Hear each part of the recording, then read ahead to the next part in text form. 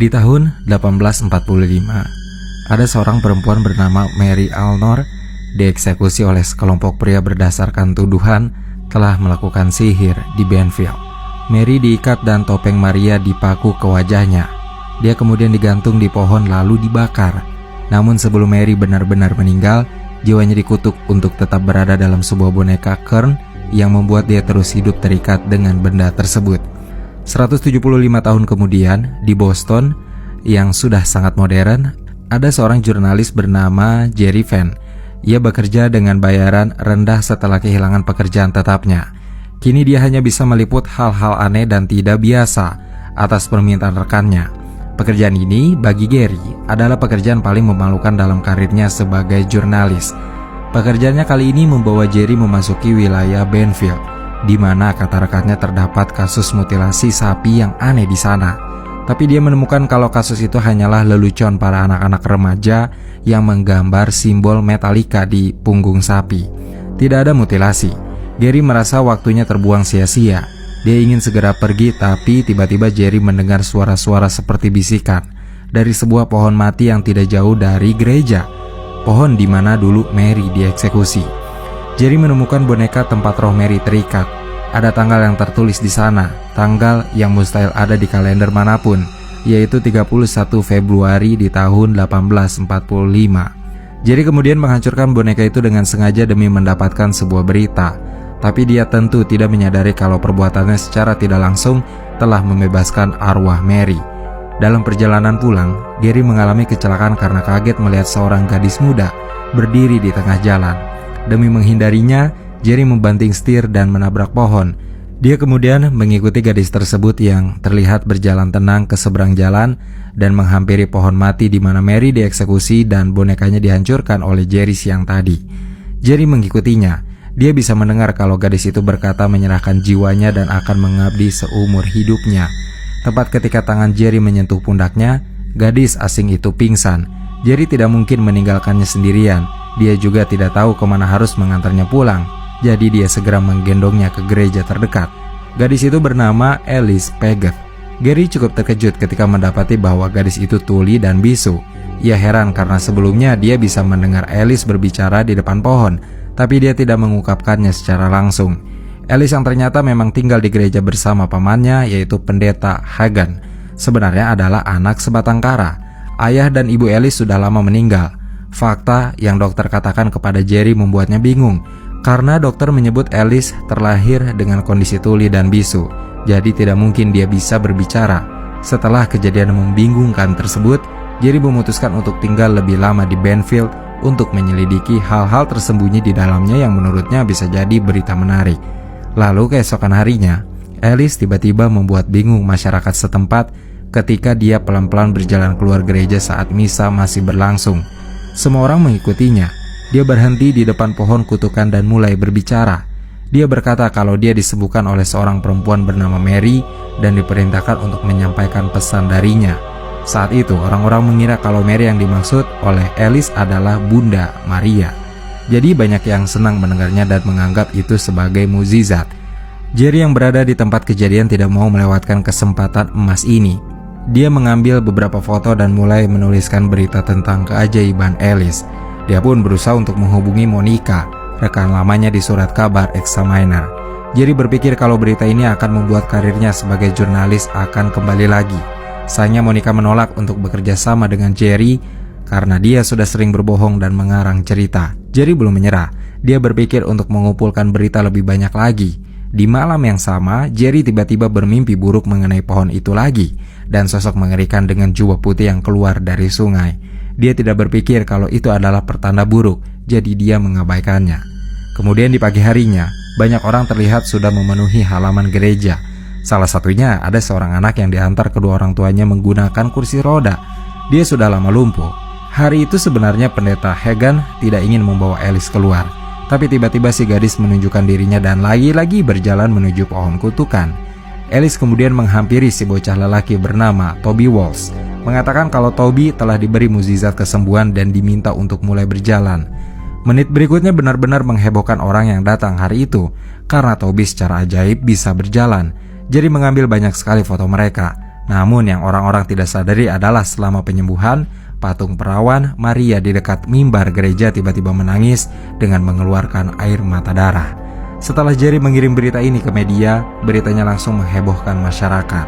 Keuskupan Agung di Boston pun mulai angkat bicara mengenai fenomena ajaib tersebut. Pertemuan umum dibuat, Jerry hadir di dalamnya. Uskup Giles berkata kalau mukjizat semacam ini memang pernah terjadi di beberapa tempat. Tapi untuk kasus Alice, mereka harus menyelidiki terlebih dulu apakah itu benar-benar mukjizat atau bukan. Jadi Vatikan mengirim Monsieur Delgard untuk melihat secara langsung dan memastikan klaim mukjizat penyembuhan adalah hal yang nyata, bukan tipuan. Alice muncul dalam pertemuan itu, menawarkan diri untuk berbicara pada media dan menjelaskan tentang Maria. Banyak pertanyaan-pertanyaan dari wartawan yang membuat Alice merasa tidak nyaman. Tapi tiba-tiba Jerry bersuara lebih keras, menanyakan pada Alice bagaimana rupa Maria yang dilihatnya. Alice tersenyum senang dan berkata kalau Maria berpakaian jubah putih yang mengalir. Wajah dan tubuhnya bersinar terang. Lalu Alice mengatakan kalau Maria hanya ingin keimanan para pengikutnya. Jerry mulai berteman lebih akrab dengan Alice semenjak kejadian ini. Dia bahkan diberikan hak eksklusif oleh Vatikan untuk secara khusus berinteraksi dengan gadis tersebut. Ketika orang-orang masih berpikir bahwa semua itu adalah mukjizat, Pendeta Hagen justru telah menemukan kejanggalan. Dia telah mendapat boneka kutukan yang hancur di bawah pohon. Firasatnya mendadak buruk. Dan di saat yang sama, sosok mengerikan tiba-tiba muncul tidak jauh dari Pendeta Hagen. Namun belum ada serangan, semuanya baru dimulai. Pendeta Hagen diam-diam menyadari kalau mukjizat ini berasal dari iblis. Dia bahkan membicarakan tentang hal tersebut kepada Jerry. Dia khawatir kalau akan terjadi hal yang buruk kepada Alice. Jadi dia ingin menjauhkan keponakan kesayangannya tersebut dari segala hal yang tidak baik yang mungkin mendekatinya. Jerry coba memahami maksud Pendeta Hagen. Lagi pula dia mempertaruhkan seluruh reputasinya di kasus ajaib kali ini. Jadi Jerry tidak ingin bertindak gegabah lagi. Sekarang Jerry mulai menelusuri sejarah kota Benfield sejak awal dibangun oleh para petani beragama Katolik. Kota Benfield dikenal dulunya sebagai tempat yang cukup mengerikan, penuh dengan iblis dan hal-hal hitam. Meski mengetahui fakta mengenai masa lalu kota Benfield, Jerry tidak menelusuri lebih jauh lagi sejarahnya dan baru menyelidikinya di permukaan. Jadi tentu dia tidak tahu apapun tentang Mary, penyihir yang dikutuk bahkan setelah kematiannya. Di hari berikutnya, di gereja, ketika Monsieur Delgard dan Jerry sedang melihat Alice latihan menyanyikan lagu pujian bagi Maria bersama Pendeta Hagen, tiba-tiba Pendeta Hagen mengalami sesak nafas yang sangat parah. Efek dari penyakit saluran pernapasannya yang memburuk. Semua orang tahu kalau Pendeta Hagen sekarat, tapi Alice dengan cepat membantunya dan memberikan apa yang disebutnya sebagai mukjizat. Hanya dalam waktu beberapa detik, Pendeta Hagen sembuh total, tapi dia mulai bisa melihat sosok hitam mengerikan yang selama ini berada di belakang keponakannya. Pendeta Hagen bagaimanapun tidak bisa langsung menceritakan hal itu. Dia bungkam, namun penyembuhan terhadapnya kini telah mengubah pandangan Vatikan mengenai mukjizat di Benfield. Mereka menyatakan kalau itu adalah resmi sebagai mukjizat suci. Masyarakat semakin heboh, ada yang bersyukur, tapi ada juga yang merasa takut. Terlepas dari bagaimana respon masyarakat, Jerry justru sangat bersyukur dengan hal ini. Akhirnya karirnya kembali menanjak. Banyak kantor berita yang menawarkannya pekerjaan. Sejalan dengan itu, sekarang Alice juga dipindahkan ke keuskupan di Boston, meninggalkan pamannya sendirian di gereja. Saat itulah Pendeta Hagen kemudian menemukan buku catatan lama milik pendahulunya di gereja tersebut. Buku itu yang menjelaskan kejadian di masa lalu tentang Mary. Tidak berselang lama, Jerry yang bertemu dengan Dr. Natalie, dokter yang terbiasa merawat Alice, menceritakan tentang boneka Kern yang dia temukan di dekat gereja. Natalie bilang kalau boneka yang ditemukannya bisa jadi adalah boneka yang digunakan untuk mengikat roh-roh jahat di masa lalu. Masalahnya Jerry tidak terlalu percaya pada tahayul semacam itu. Jadi dia belum mengkhawatirkan apapun. Hingga Jerry dan Natalie berjalan-jalan di sekitar bangunan lama gereja yang ditinggalkan, bangunan yang dia lihat di dalam mimpi buruknya, Jerry baru menyadari semuanya. Hal-hal buruk yang terjadi di masa lalu dan tidak sengaja dibangkitkan oleh Jerry sendiri. Dia sadar kalau kesalahan fatal telah terjadi. Dia pun bergegas kembali ke gereja untuk menemui Pendeta Hagen. Tapi sebelum dia benar-benar tiba di gereja, Pendeta Hagen sudah berhadapan dengan roh jahat Mary yang ingin mengambil mukjizat kesembuhan darinya, yaitu membunuhnya. Jerry menemukan Pendeta Hagen tergantung di langit-langit gereja dengan mata yang memutih. Semua orang mengira kalau itu adalah tindakan bunuh diri, tapi Jerry tahu kalau ada hal lain yang mendorongnya melakukan aksi tersebut. Jerry menemui Alice yang sekarang tinggal di biara uskup. Setelah kematian Hagan, entah mengapa Jerry juga mulai meragukan mukjizat yang muncul melalui Alice. Keraguan itu yang membuat roh jahat Mary terus menghantuinya juga. Apalagi setelah Jerry melihat dalam rekaman terakhirnya dengan Alice, ada sosok tak kasat mata yang berhasil tertangkap kamera. Jerry alih-alih dibuat makin percaya pada mukjizat, justru malah mulai meragukan segalanya.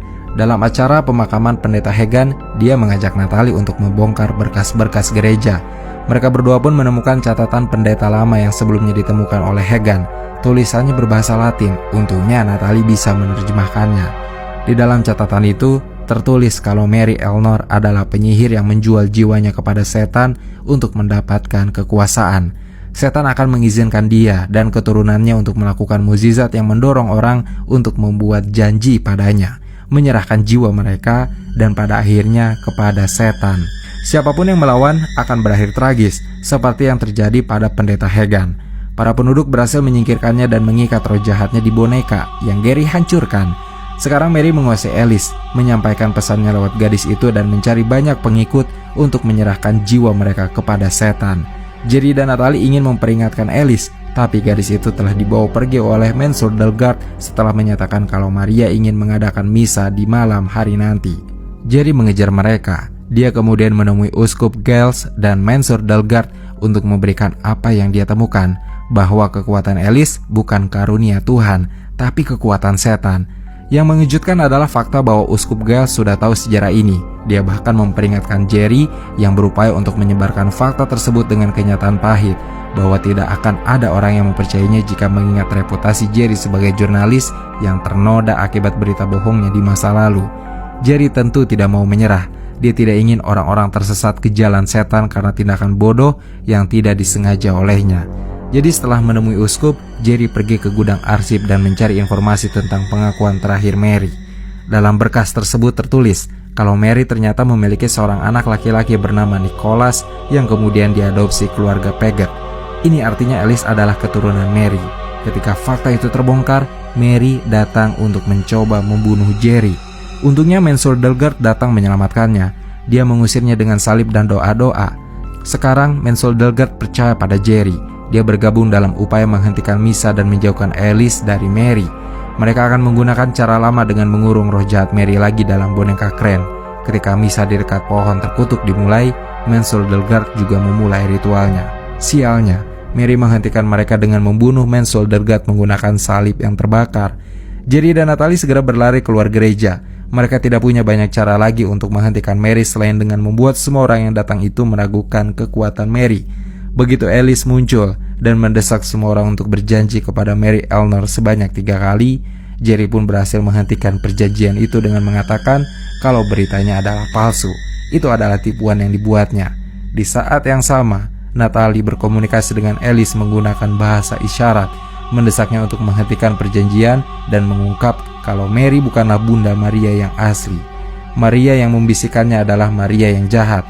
Keraguan orang-orang mulai timbul berkat ucapan Jerry. Roh Mary kembali berbicara kepada Alice, memohon untuk melanjutkan perjanjian atau ia tidak akan pernah berbicara lagi. Menyadari sifat asli dari Maria, Alice menegaskan bahwa mukjizat itu bukan dari Tuhan. Tidak lama setelah kalimat itu diucapkan, pohon tiba-tiba terbakar, menyebabkan semua orang bahkan petugas keamanan melarikan diri dengan panik. Mary yang marah kemudian muncul dari sana. Dia membakar uskup Giles menjadi abu, lalu mencoba membunuh Jerry. Tetapi Alice mengorbankan dirinya untuk menyelamatkan hidup Jerry. Hal ini tidak hanya membunuh Alice, tapi sekaligus membuat Mary juga menghilang karena Alice adalah penghubungnya ke dunia kehidupan. Tersentuh dengan pengorbanan yang dilakukan Alice, Jerry yang setelah sekian lama menjadi ateis, tiba-tiba memohon pada Tuhan untuk menyelamatkan nyawa Alice. Permohonan yang mengibas sekaligus tulus, tapi doanya berhasil membuat Alice hidup lagi. Meskipun kembali tuli dan bisu, semua orang yang Alice sembuhkan pun kembali ke keadaan semula.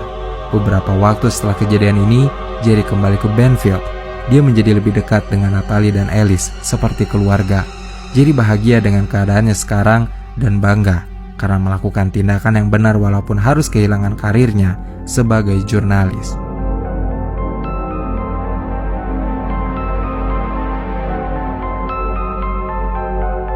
Saya merasa kalau The Unholy adalah film dengan gagasan yang tidak cuma menarik sebagai hiburan, tetapi juga sebagai bahan diskusi yang tentu akan sangat panjang. Meski di dalam film ini fokusnya tertuju pada Katolik, tapi saya rasa akan sangat seru jika membahas satu pernyataan milik Martin Luther yang diulang beberapa kali dalam dialog film, yaitu kalimat, "Di mana Tuhan membangun sebuah gereja, iblis membangun kapel di sebelahnya." Sebagai pembahasan yang meluas dan dibicarakan lewat berbagai perspektif agama, film ini menurut saya telah berhasil menyentil persoalan religius umat manusia dan muslihat iblis dengan cara yang epik. Disajikan dengan nuansa horor supernatural yang ketegangannya terus meningkat seiring berjalannya durasi, sosok Ivan dalam debut penyutradaraannya sepertinya tahu betul bagaimana mengarahkan cerita sehingga film ini cukup jauh dari kesan membosankan. Segitu saja teman-teman pembahasan film kita kali ini. Sampai ketemu di pembahasan-pembahasan selanjutnya. Terima kasih dan wassalamualaikum warahmatullahi wabarakatuh.